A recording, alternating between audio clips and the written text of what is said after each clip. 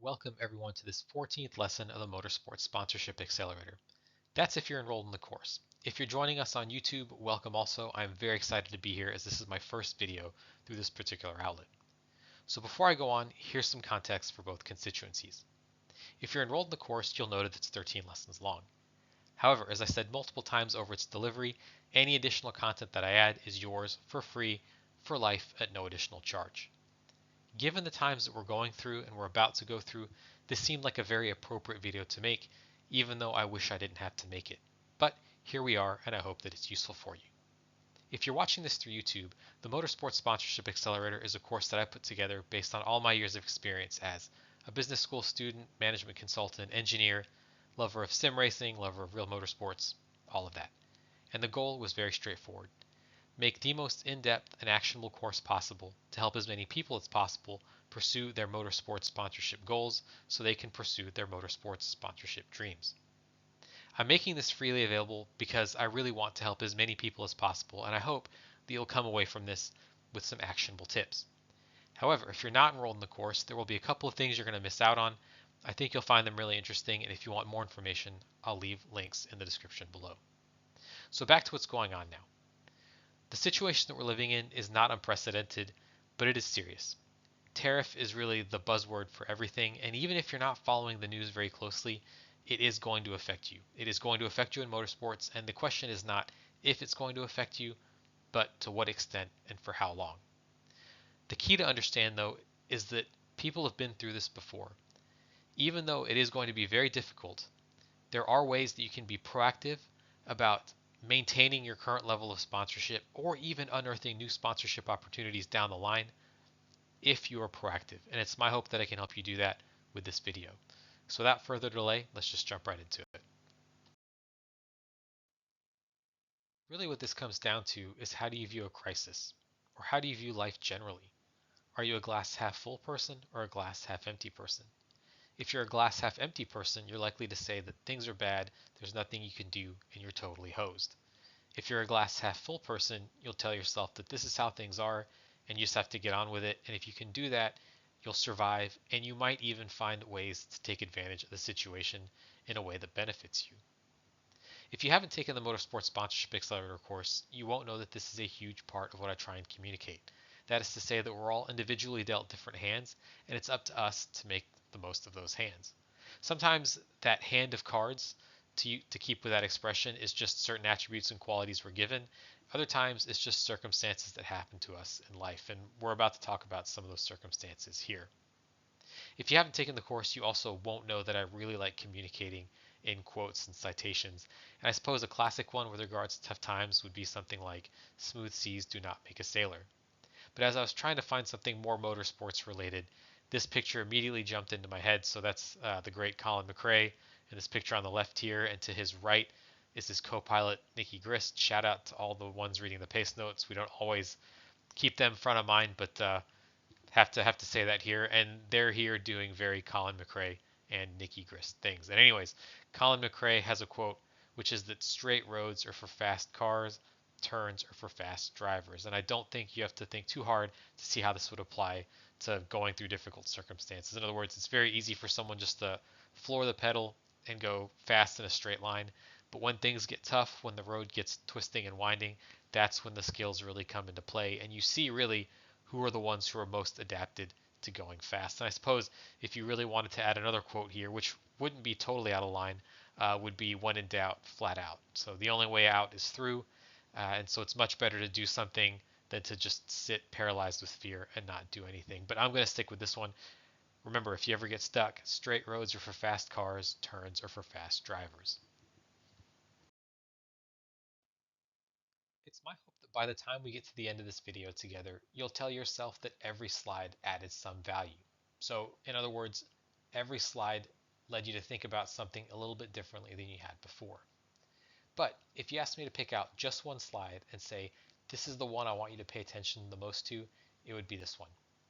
The reason I say that is because the landscape I'm about to lay out for you, or the picture I'm about to paint, really sets in motion everything else in the rest of this presentation. So what I want to do is tie together three perhaps disparate things in your mind and really say that the connections between these three are what lays out the foundation for everything else.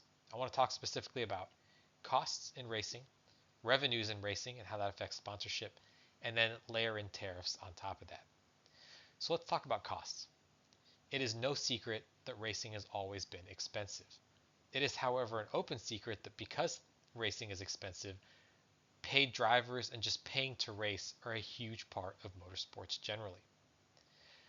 We have to separate, when we talk about costs, the absolute cost of doing things and cost escalation. So how much more expensive are things now versus how they were a year ago, 2 years ago, 3 years ago? You get where I'm going with this. Costs have always been elevated in motorsports, but it's difficult to think of another time where costs have increased more than the last several years.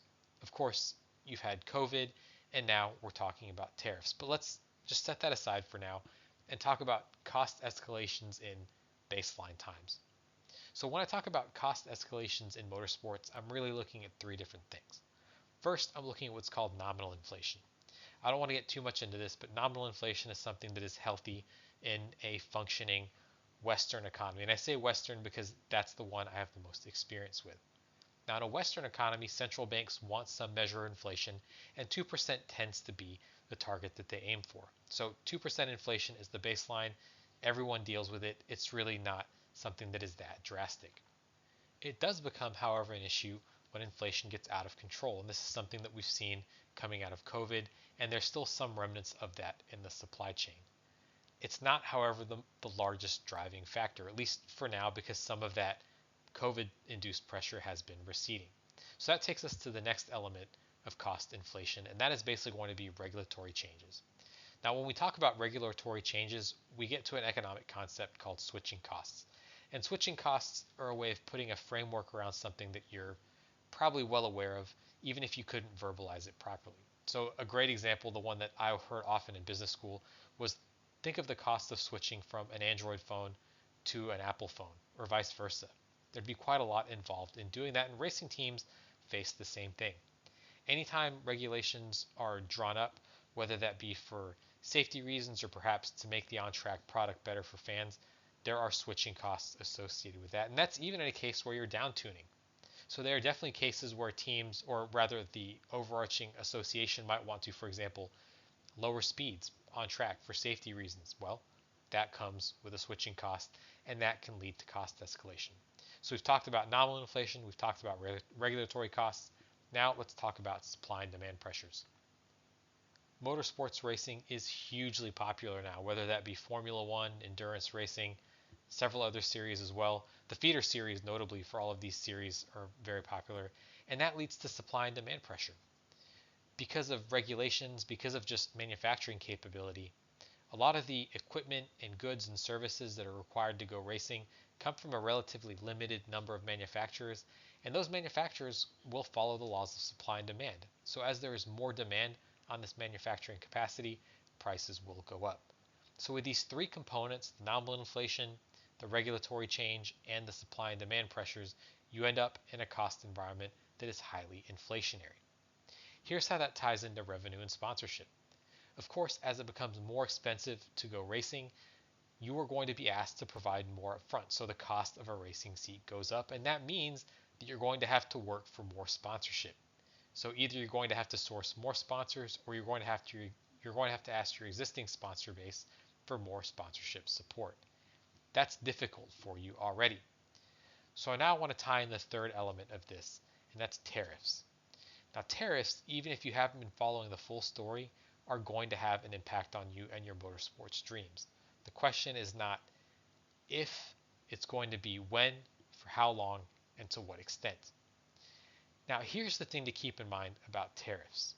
Yes, they make things more expensive, so you can add tariff pressure to those three different cost escalation pressures we've just talked about. What's really critical about tariffs and how they tie into your sponsorship journey is that now they affect your sponsors. That's really the insight here. When we talk about cost escalation in a motorsports perspective, usually that would just affect you. So if you have a toothbrush sponsor, for example, more than likely the supply and demand pressure, the regulatory pressure, it's not going to affect them that much. I mean, yes, you're going to have a conversation with them perhaps about upping your sponsorship support. You're going to have to tell them how much more return on investment you're going to provide them. But for the most part, the involvement that they have with you is just they sponsor you. When we throw tariffs into the mix, now we're talking about economic uncertainty. We're talking about something that affects everyone because now those sponsors that you had are not only going to have to worry about how much they're going to pass on to their customers, how much less their customers are going to buy, but they're going to be looking at their budgets and they're going to say, do we really need motorsports sponsorship in our mix? Is that really something that we need to be thinking about when we have all of these other pressing issues? So now the motorsports involvement that they had that was relatively limited is now front and center as they consider every cost line item that they have. And their question becomes, how are we going to survive these tariffs? The macroeconomic picture really brings everything home for them, and that is what you are now going to have to overcome. You've had to overcome cost escalations. You've had to overcome the increased sponsorship requirements that brings about. And now you're going to have to overcome the objections that sponsors are quite rightly going to have in the face of this rapidly changing macroeconomic environment. Sponsors now face economic hardship and may want to cut back on their marketing activities, and that is something that we need to look at in more detail. One of the key points in the Motorsports Sponsorship Accelerator is that sponsorship really isn't about the driver. Now, certainly, drivers have their own ideas of what they want to do, where they want to get, but the world has moved on from sponsorship just being you get paid money and put a decal on your car or a patch on your suit. It's really not like that. Nowadays, the marketing landscape has changed, and there's just, quite honestly, far more opportunities than there were before to effectively use your marketing dollars. What we want to do, though, is put ourselves in the position of the sponsor so we can really understand what is it that creates value for them. If you can create value, hopefully you can build a long-term partnership, and that will manifest itself in sponsorship for you. So let's talk about sponsor psychology in a downturn. Now, of course, risk aversion is going to be high. I think that's to be expected. In a downturn, ROI is going to be king. And I think what's not being said here just by saying ROI is king is that investments do get made. It's not as if the money faucet just gets turned off. But money goes towards much safer investments than there would have otherwise been during good times. You really have to be focused on what the return is. And so this gets us to the next point, which is that there's nice to have categories and need to have categories.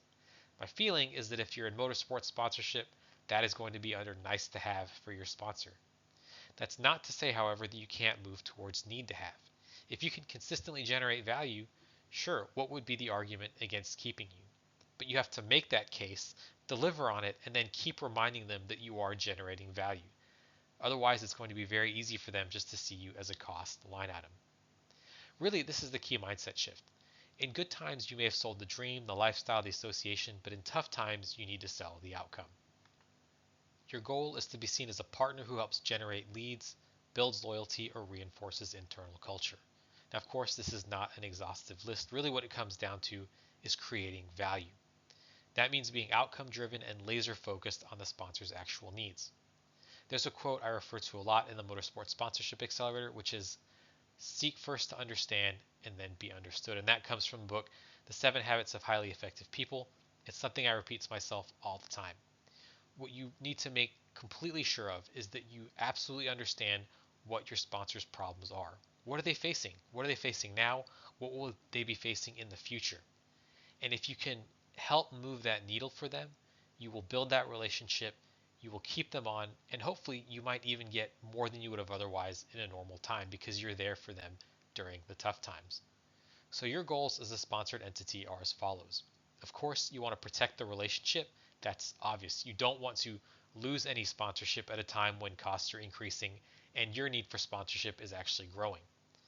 How do we protect the relationship? Well, we show business value.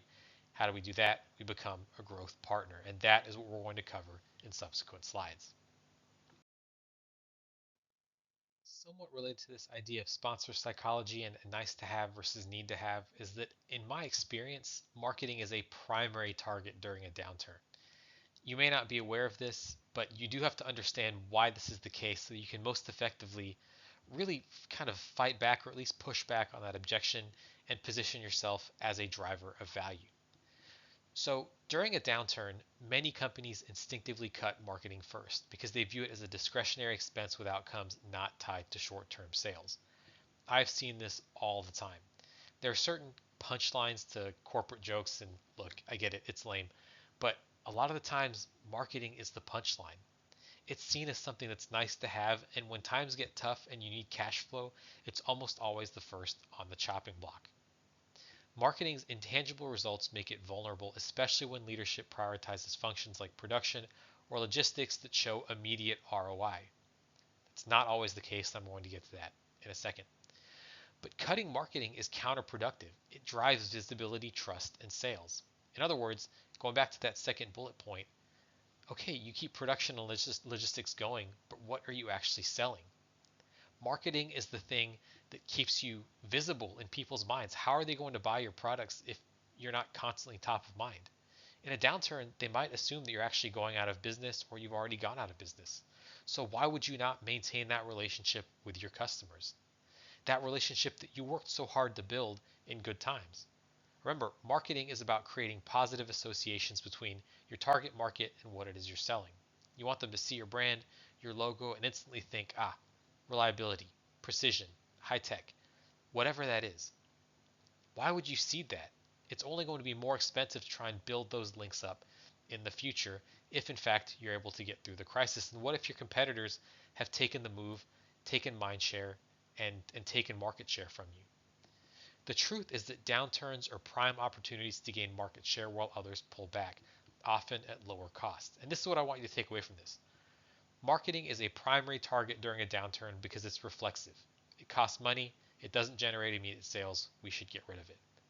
However, if you can turn the narrative around and say that no, this is actually a fantastic time to go on the offensive, you stand to become a very highly valued value creator within your sponsorship team. So let's talk about that some more.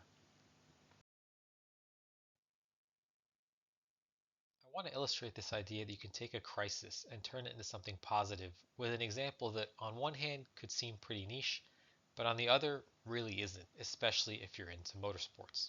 Now, if you've joined the Motorsports Sponsorship Accelerator, you'll know that this is Jean-Claude Biver, but if you haven't, let me give you a quick rundown. It turns out that watches and motorsports have a really long connection, really going back to the beginning. Some of the oldest watch companies actually made dash instruments for some of the earliest racing cars. Think things like speedometers. Now that relationship carried on, and it's to the point now where many racing series and brands are almost inseparable from actual watch brands. Tag Heuer is the one that most immediately comes to mind to me. And it turns out that among many other things, Jean-Claude Biver is one of the past CEOs of Tag Heuer.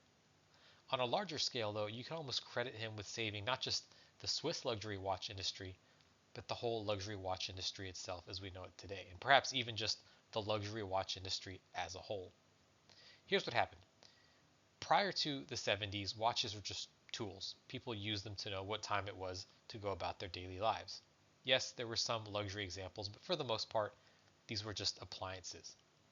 We get to the early 70s, and Japan steps into the market with quartz watches. Now, quartz watches, when they were introduced, were much more precise than their mechanical counterparts, and therefore they were more expensive. However, because they were based on circuits rather than gears, prices dropped very rapidly, and this led to the quartz crisis. Switzerland really didn't know what to do. They'd sold relatively expensive appliances before. Japan steps into the market with a much cheaper and more precise alternative, and this was catastrophic. Jean-Claude Biver's insight was that you could take these watches and turn them from appliances to objects of desire. And since then, Swiss watches really haven't looked back. When you think of a Swiss watch nowadays, it's not really an appliance, it is a luxury good. It's something you buy to make yourself feel good. There's a phenomenal interview that he gave to an outlet called Revolution Magazine. If you're taking the Motorsports Sponsorship Accelerator, I'll link it in the course page. If you're watching this from YouTube, I'll just put it in the description below. But there's just so much insightful material here about how he views business strategy, about how he views taking advantage of times of crisis. And there's one fantastic passage where he talks about advertising in China. Now you have to remember this interview was done almost a decade ago, so the circumstances were different. But the quote here is absolutely applicable to the current situation. At the time, the watch industry was going through a bit of a downturn. China was part of that. It had been a receding market, but was still very much a large market. And so Jean-Claude Biver is talking about Hublot's strategy with regards to advertising in China.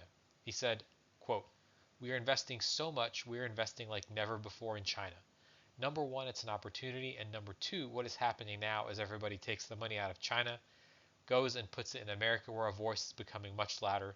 We pay less, we have more voice, so it's the best way to invest, and that's what we're doing." End quote. So he's very tangibly speaking about seizing an opportunity where others are pulling back. Crises can be an opportunity. Competitors will disappear, so it's up to you to be bold and be visible, just as Jean-Claude Biver was doing with his brand. As everyone was leaving China, he doubled down and said, "Our voice can go farther here for less if we take advantage of the situation." What sponsors need from you is to be a hero, not to hesitate.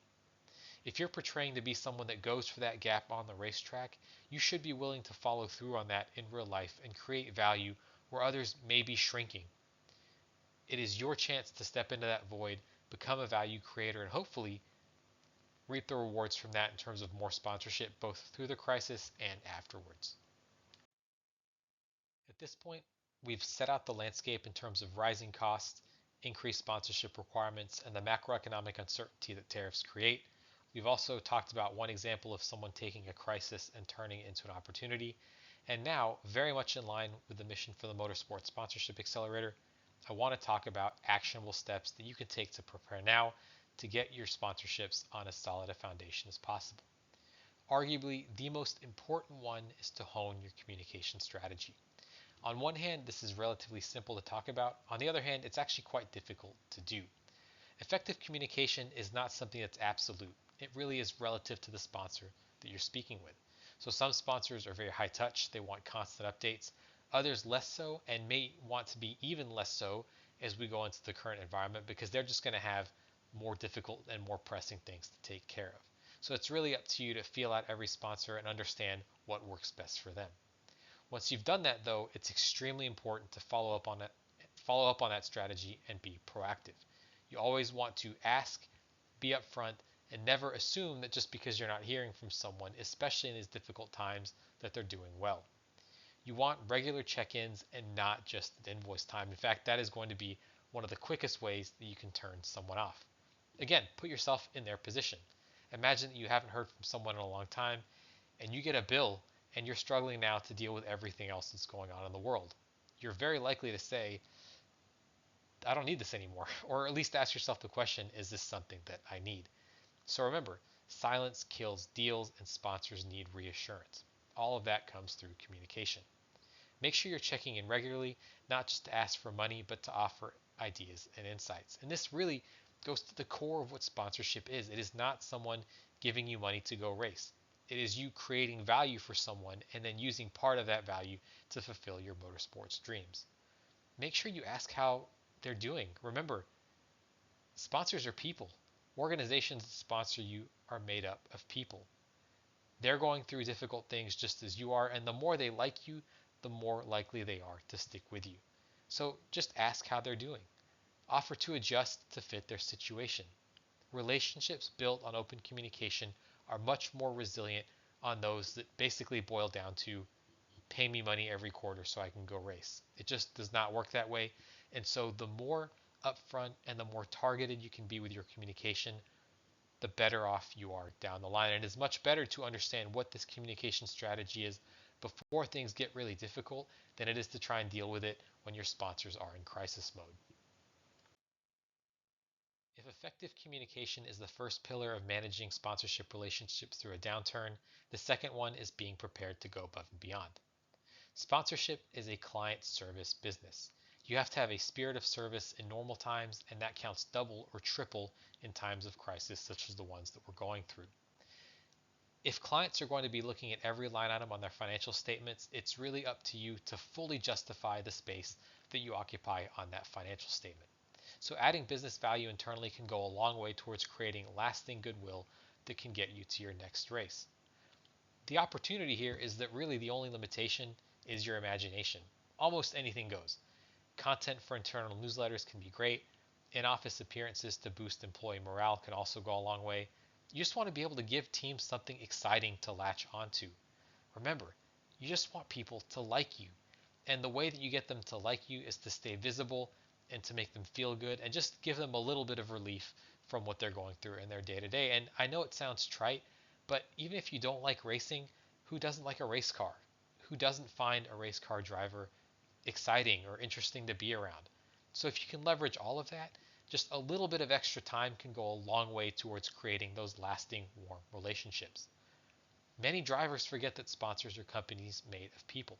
If you can contribute to internal culture, again, in ways that are really only bound by your creativity, you become more than just a logo placement. You become a company ally. You become someone who's well liked. You become someone who moves the needle for them. That is sticky. That is what gets you through crises, and that is what stands to put you in a phenomenal position once things get back to a more normal state. At this point, I've established the paradigm within motorsports currently, which is that costs are rising, which puts more pressure on you to secure sponsorships. And in a time of tariffs and economic uncertainty, you're going to have to fight even harder because those sponsors are going to be pulling back. It's not just a vacuum of rising costs in motorsports. They're directly affected, and that is going to affect you. I've also given you a tangible example of someone who was able to take a crisis and turn it into a benefit for them. And now we're going to transition to actual tangible steps that you can and should take to proactively protect the sponsorships that you have and perhaps even pick up some other ones. Before I go into the first specific measure, I want to say that communication is going to be the through line through all of them. This is easy to say, but it's quite difficult in practice because everyone has different communication styles. It might be that some of your sponsors are very high touch and require lots of communication. It might be that others want less. And in fact, they may want to hear from you less because they're now dealing with their own very specific troubles associated with the economic environment that we're in.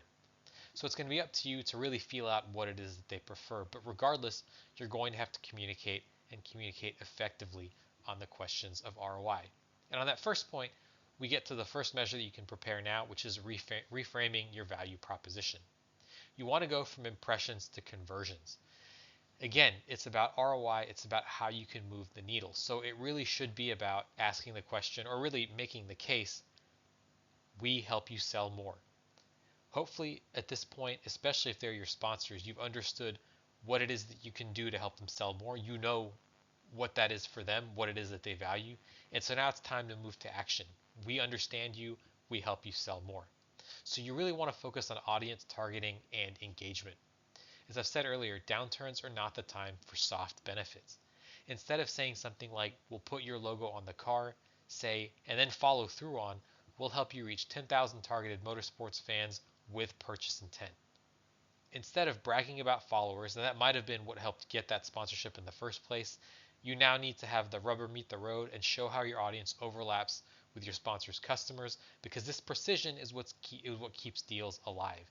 You really have to make the connection in as few steps as possible, that you connect your sponsor with an audience, that audience engages in X percent of the time, they purchase an X percent of that time, and that leads to a very direct return.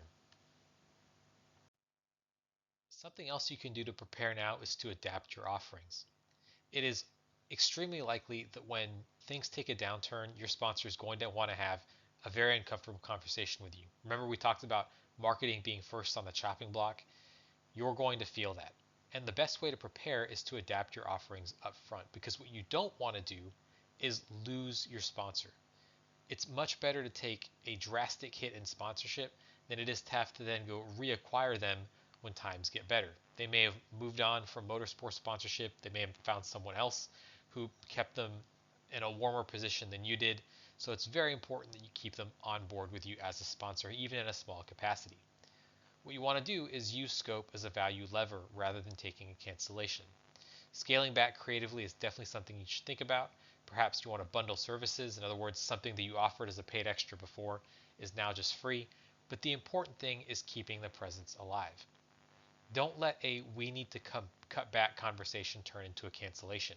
Instead, offer a smaller scope, maybe fewer appearances but more focused ones. Trade physical signage for digital promotion. The goal is just to stay active in some form so they don't forget the value you bring and brought when things recover. So we get back to this aspect of communication. You want to always be certain that you're communicating that yes, you are spending this much on me in terms of sponsorship, but I'm bringing you back 1.5x, 2x, 3x, whatever it is in terms of return. That is exceedingly important. And you have to keep in mind that even if you're scaling back your offerings, that doesn't mean that you can scale back your ROI. You still want to make sure that your sponsor is getting more back than they're putting in, because if not, you're going to be on the chopping block for cancellation. In addition to adapting your offerings, you could also consider adapting your compensation options. And this sort of makes sense.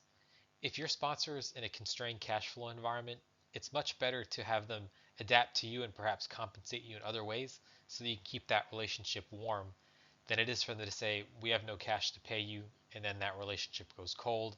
And again, I go back to reacquisition costs, but that's really what we're talking about here. So you can get ahead of that by considering compensation in other means.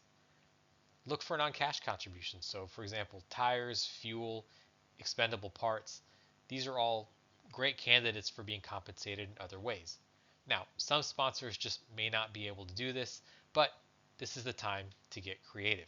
Products, services, perks, anything should go in terms of compensation, provided it gets you further in your motor racing journey. So discount codes, bundled offerings, shared assets or collaborations. Creativity is going to be the key here because it's perhaps likely, I don't want to say guaranteed, but there is a likelihood that the sponsors that you have are not all motorsports related. So what is it that you can get from them in terms of compensation that can still be useful to you? Quick parentheses though, this is going to have to be reported. So even if you're being given tires or you're being given a discount code for your cell phone plan, whatever it is, that has a value, and it's likely that your country's tax service is going to want to know about that. So make sure you track it, make sure you report it. With that out of the way, let's just get back to this. When money's tight, in-kind sponsorships become very attractive. Maybe a logistics partner can give you free shipping. Product company might send you gear for giveaways so that you can increase your engagement with your current fan base. A service provider could also, for instance, cover part of your operational costs in exchange for exposure. Non-cash does not mean non-value. You just have to get creative and make sure you find something that is win-win for both you and your sponsor. But remember, the important thing is keeping that relationship warm and ongoing. In keeping with the theme of delivering ROI, one of the things that you can and should absolutely do as you prepare to move through a time of crisis with your sponsor is to get crystal clear on your metrics. We talked earlier about the importance of communication, and of course, there's the act of communicating, but then there's also the substance of it. You have to have high quality communication that you're delivering to your sponsors, and the way that you do that is to use high quality metrics. Now is absolutely the time to be data driven because you can bet that that is what your sponsors are doing themselves. What you want to do is track everything you can: web traffic from posts, engagement rates, lead capture, even anecdotal success stories. But of course, the ultimate measure of success is what you're actually delivering to the clients. So yes, it is one thing to collect metrics, but make sure that they're relevant. Clients want to be able to see through the fluff, and really they want you to do that for them and just get to the bottom line. Use tools like Google Analytics, QR codes, and sponsor-specific landing pages. And then here's really where it gets interesting. It's definitely work, but this is where you're going to stand out. You want to package all of this into clean, regular reports.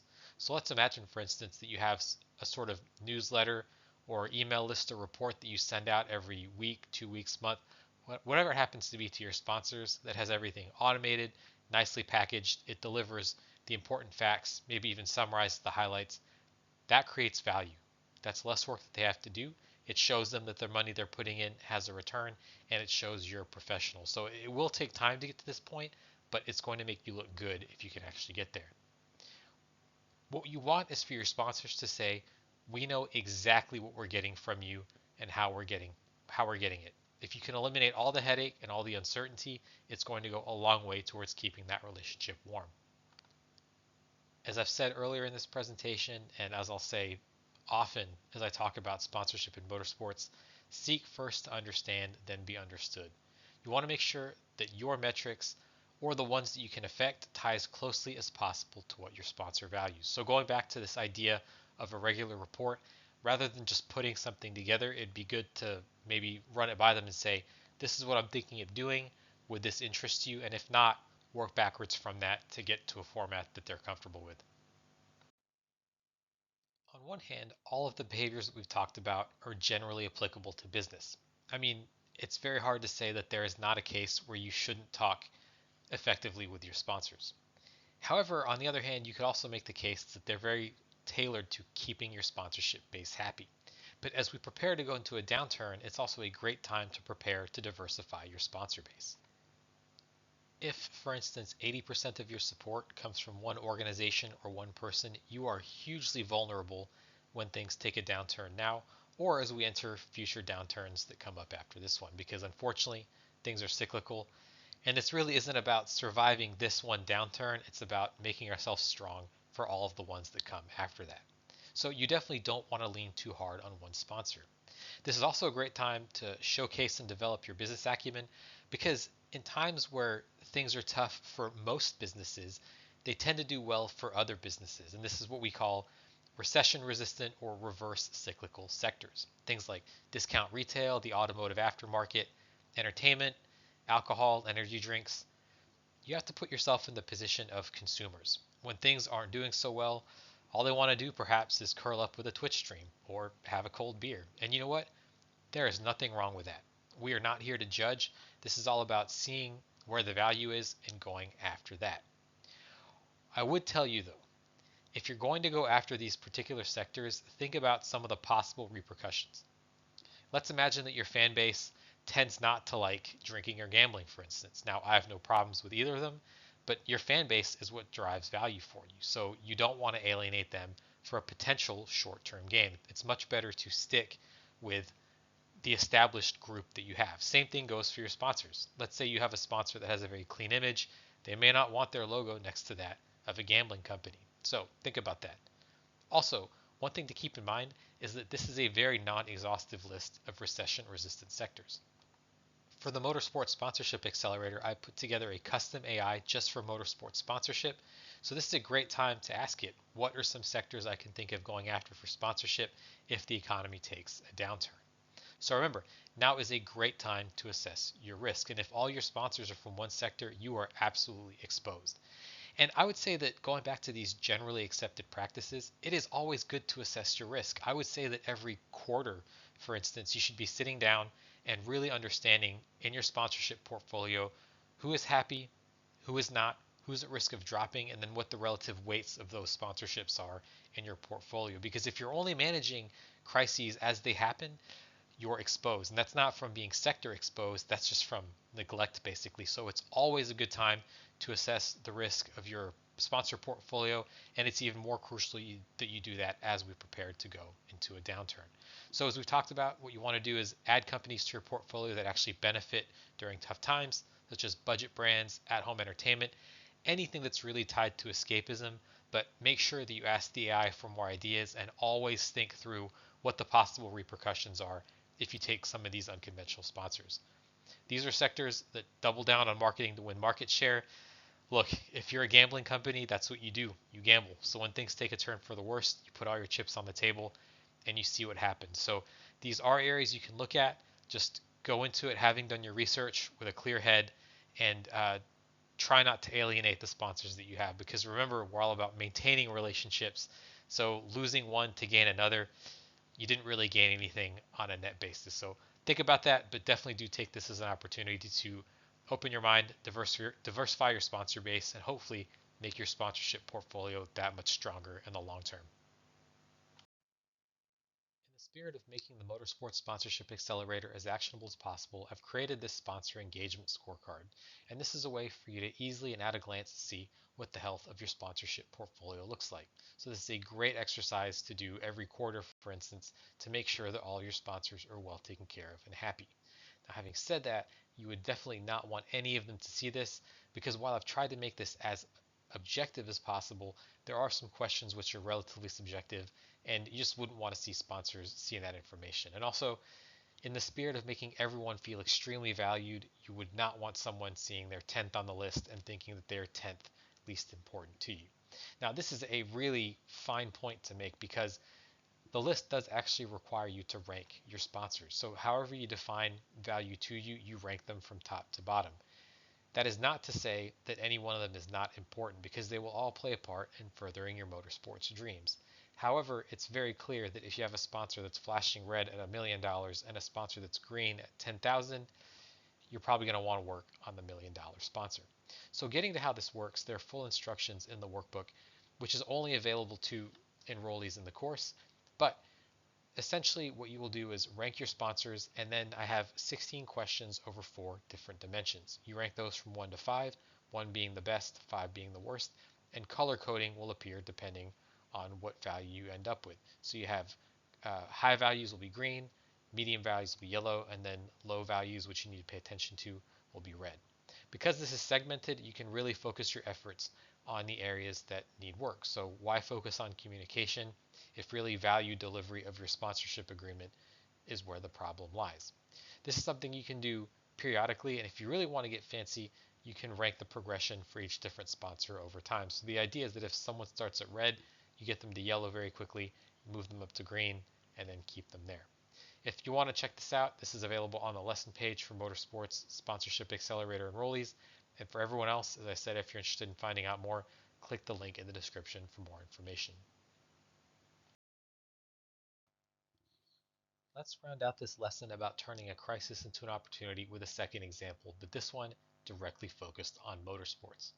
I want to talk about Braun GP's case study and then focus more specifically on the sponsorship aspects of that team because, of course, this is all about getting sponsorships. So the trigger for all of this was Honda's F1 exit due to the 2008 financial crisis. Basically, because of financial pressures, they withdrew. And at the time, they had invested heavily in a new car for the 2009 season, built around a radical aerodynamic change, which is the double diffuser, and we'll talk about that more in a moment. The team was left without a buyer and at a serious risk of disappearing completely, with hundreds of jobs on the line. I'd be shocked if they didn't make a feature film about this in the next few years, but for now, let's just go over the high points of this really pretty amazing story. So Ross Brawn was the team principal and was a former Ferrari technical director. Even though it took a massive amount of risk to actually make this decision and go forward with it, I think it's fair to say that he knew at least a little bit of what he was getting into, although no doubt probably had no idea of how far he was just going to go with this, what must have been just a crazy plan at the time. So in March 2009, just weeks before the season started, he acquired the team for reportedly £1 and rebranded it as Brawn GP.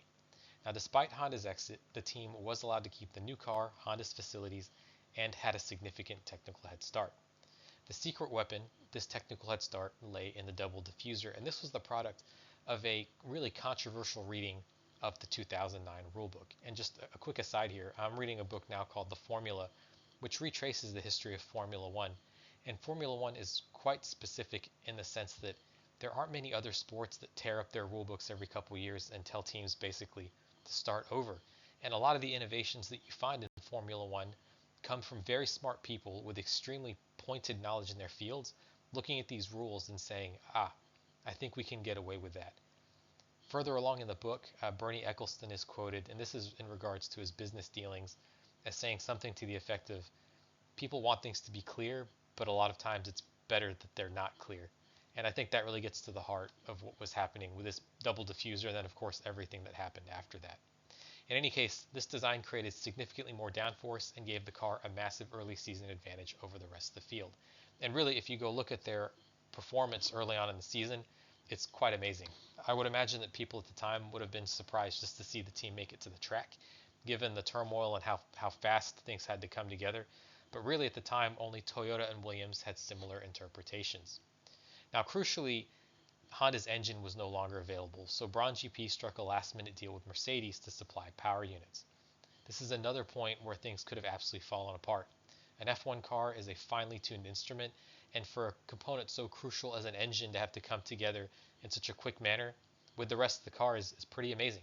But the lightweight chassis of the Braun BGP001 and strong aerodynamics made it a top performer.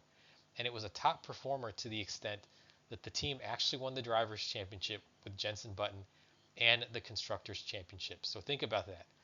A team in limbo to winning both championships in the space of one season over the course of a financial crisis is really quite amazing. And that financial part is so important.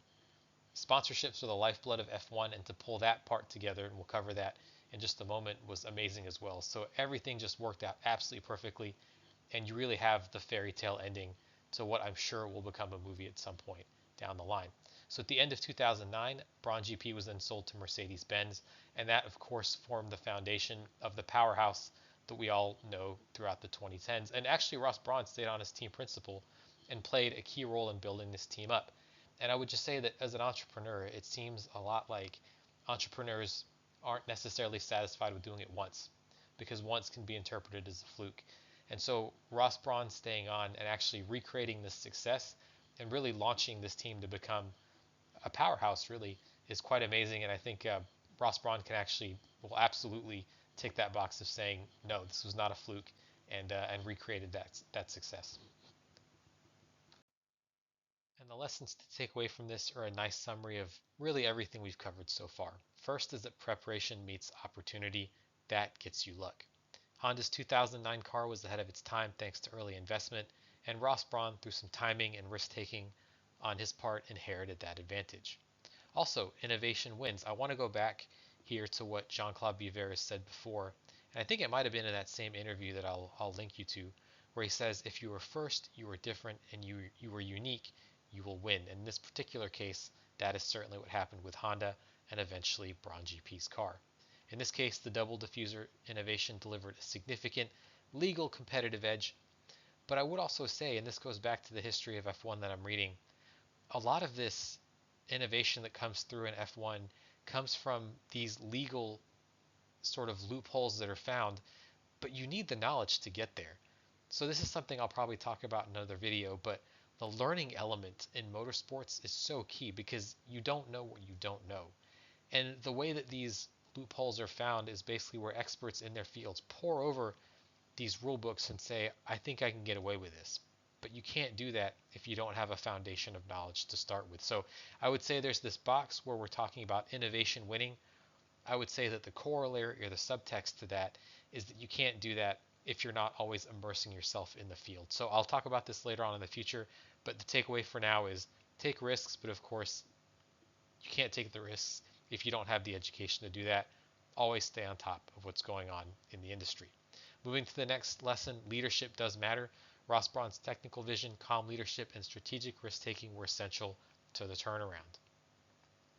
I talk a lot in the Motorsports Sponsorship Accelerator about treating your own career as a business. In other words, you are the CEO of the business of you. We are all CEOs of our own organizations.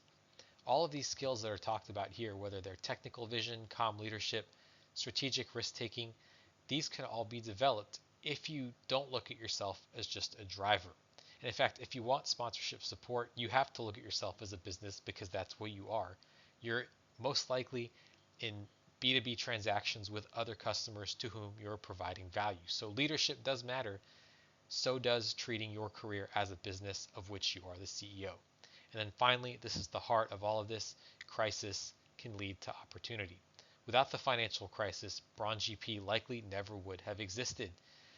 The incredibly successful Mercedes F1 team that we know today was born out of this crisis.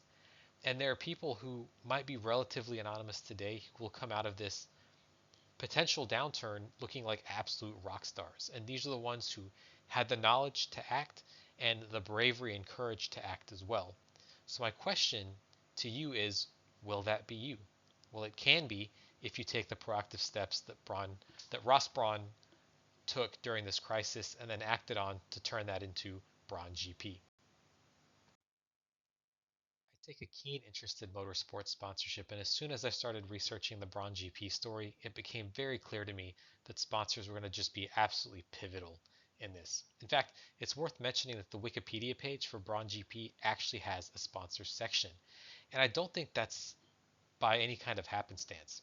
You can imagine that in motorsports, where money is so important to keeping things going, that counts double or triple in F1. So yes, even though Ross Braun was able to acquire a large amount of assets from Honda, you have to keep the team going, and that really comes from sponsors. So it must have been just a heck of a scramble getting that sponsorship portfolio together to then go racing and have such a successful racing season in 2009. So what I want to do here is basically go through all of the sponsors and try and tease out some of the insights that you hopefully can apply to your own sponsorship portfolios. Quick word on methodology. I basically went to that Wikipedia sponsor section, pulled out that information, and then followed all of the sources down, fed it all into an AI, and a couple of prompts later, I had the following tables. So starting with the first of 3 slides on sponsorship, we have Virgin. Now, Richard Branson is a very famous UK national, so it makes sense that he'd tie up with someone like Ross Brawn. You can also imagine that some of the values that Virgin has tie in very well to what is going on within F1. So at the time, Branson was advocating for clean fuel in F1 and leveraged the sponsorship for Virgin's green tech messaging. Also, certainly if you look at a company like Virgin Galactic, it ties in very well to the target market for F1. So it's a market that has the means to go on these trips. And when you talk about technical excellence, it's hard to be more technically excellent than F1. So it's a very logical partnership for Virgin. Next sponsor was Henry Lloyd, which was announced as the first new commercial partner in March 2009. They provided team clothing and footwear, and the partnership was built around shared British heritage and innovation values. So already, when we talk about getting sponsorships, shared values are really important, and wouldn't you know it, the ones we've looked at are built on these shared values. So technical excellence, I also think shared nationality probably helped in the case of Richard Branson, but at the same time, very interesting to note that these shared values are a key pillar of these sponsorship agreements. Looking at a more technical partnership, we have Endless Advance, which provided RF650 brake fluid. So here you have an example of a non-monetary compensation structure. And what's interesting here is that the partnership, if you look at the how partnership started column, this was actually an extension of a long-standing technical partnership with the 6th year in 2009. So great job, as I understand it, from the Braun team converting what I suppose must have been a Honda F1 sponsor before that. The next 2 sponsors are great examples of non-cash compensation structures. First, we have NCE, which supported the CAD/CAM systems, and from the document that this was sourced from in the other insights column, we see that they were crucial to the team's infrastructure, and it was highlighted that they played a very key strategic role behind the scenes. And this is actually a great example of where you actually want that non-cash compensation structure, because it's one thing to have cash in the bank, but then what do you spend it on? And even if you know what to spend it on, are you sure that you're necessarily getting the best bang for your buck? In this case, you have experts in their field delivering a crucial service for you, which is almost as valuable as having cash. Now, of course, cash is king, that saying still applies, but don't knock some of these non-cash compensation structures just because they're not cash. Next, we have Willens, which was another provider of in-kind services. They were announced as a new harness supplier on the 7th of May 2009, so this was another new sponsor. And apparently what was emphasized here by Braun GP was the safety, quality, and technical collaboration between the 2 organizations. So this is great. We talk about win-wins. You have Braun GP getting the sponsorship, and then you also have them really reinforcing the quality and attributes of the Willens team. So what better way to have someone endorse you than have it be an F1 team? Finally, for this slide, we have Graham London. This is another example of shared values and shared heritage being really the foundation for a sponsorship agreement. Here we have shared brand alignment through British heritage and engineering excellence, and this was positioned as a prestige tie-in with watch collectors. This is perfect. It goes back to what I said earlier about watches and motorsports almost going hand in hand. Here you have the additional layer of that shared British heritage and excellence being portrayed through F1, which is a fantastic showcase for technical excellence. And in my mind, you have all the recipes, or all the makings of a great recipe for a fantastic sponsorship. And it looks like that's what happened for the Braun GP team. And finally, on this last slide, there are 5 more sponsors. And what's interesting about these on this particular slide and all of the ones that we've seen so far is that they're really a round robin of everything we've covered. And in this particular case, what I want to highlight is that a lot of these sponsors were just quick hit, one race partnerships.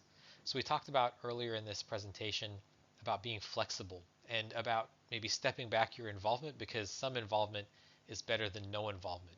Swinging for the fences is not worth anything if you strike out, and you see that with a lot of these sponsorship agreements. So Matt Frey, for example, is a one race partnership for the Brazilian GP. They also had shared alignment. So they saw F1 as aligned with insurance via shared values like innovation and teamwork. Interestingly enough, you also had Sony Pictures partnering for the release of Terminator Salvation. And this was actually leveraging F1's global visibility. So the win-win here is that Braun gets the partnership, and then the movie actually gets this huge stage on which to be showcased. Ray-Ban was a carryover from the Honda era, so good for them, since that was something that the Braun GP team was able to salvage. The logo was featured on driver helmets, showing strategic placement for broadcast visibility. Then you have Banco do Brasil, which was joined as a sponsor just for the Brazilian Grand Prix, which makes total sense. And this was a national tie-in highlighting geographic and emotional appeal of local sponsorships. Finally, there's the Petropolis Brewery, which has, I presume, the beverages Itaipava and TNT. Apologies if I didn't pronounce that correctly, but they appeared at the Brazilian Grand Prix alongside Banco do Brasil. And what's interesting is that they used beverage branding to tap into celebratory and lifestyle aspects of motorsport. And to me, this is a really fantastic example of finding tie-in opportunities pretty much everywhere. I mean, think of the celebratory champagne shower at the end of every race on the podium. Sure, why not? I mean, you would never ever want to drink and drive ever. And I understand that this is one of those sponsorships where you have to be a little delicate because you don't want to associate alcohol with driving in the wrong way. But good for the team for seeing an opportunity here and jumping on it. And when I say team, I'm talking about the brewery team. And then good for Ross Braun and the Braun GP team for really getting this deal done. And again, finding ways of creating value in really any place within racing, just provided you have the creativity and the knowledge to move forward with those opportunities. Before we wrap up, let's quickly recap what we've talked about. First, we covered the escalating cost landscape in motorsports and how that increases the intensity for sponsorship. Then, when you layer tariffs on top of that, it makes for a very unstable macroeconomic environment, and it makes it even more difficult than before to source sponsorship. However, we looked at two case studies where leaders in different fields turn crises into opportunities, and we talked about how if you have the right approach and the right proactive steps, you can get ahead of a lot of the difficulties that may come from a protracted downturn. I showed you a scorecard that you can use to systematize your sponsorship risk assessment, and in the spirit of being actionable, I want to close this out with some next steps that you can take right now. First is that you should reach out to all your sponsors, but make sure that every communication is relevant. So that means being tailored to their strategy, what they're doing, their goals, their communication style. Everything is to make them feel like they are your most valued sponsors.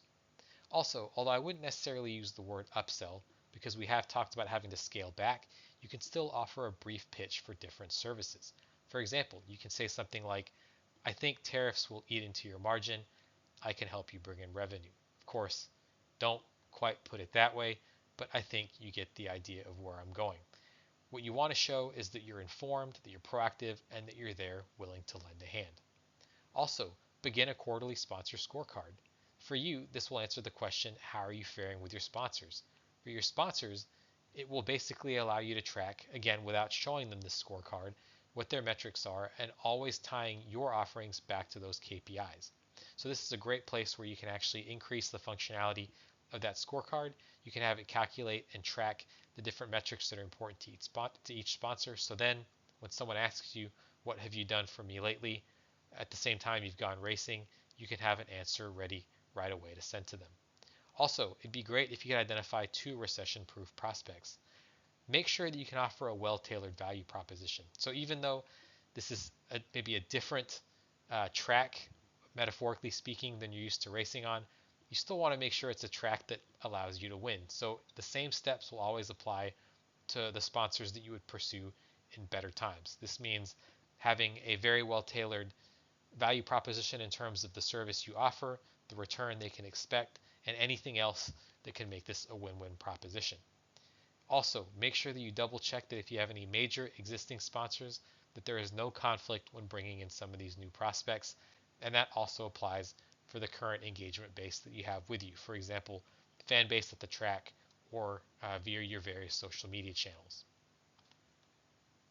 If you can do all of these things, even though I can't guarantee that you won't feel any of the impacts from the tariffs, I can say that it will mitigate some of the worst effects. And ultimately, that can sometimes be a great thing. We're just looking to get ourselves through, build relationships, get that flywheel going, and then hopefully use that as a springboard for when things pick up. It's just like taking a corner on a track. Sometimes you want to be slow into the entrance of the corner, but then really fast on the exit. That's really what we're trying to get at here. I hope you've enjoyed this. I hope you found it informative. If you have any feedback, questions, or comments, I'm always available. Please just drop me a line at contact@voshanalytics.com. I encourage you to check out my website frequently as I post new insights on the insights section. And if you haven't joined the Motorsports Sponsorship Accelerator, please do check it out and consider signing up. Thank you again, and I hope to speak with you all soon.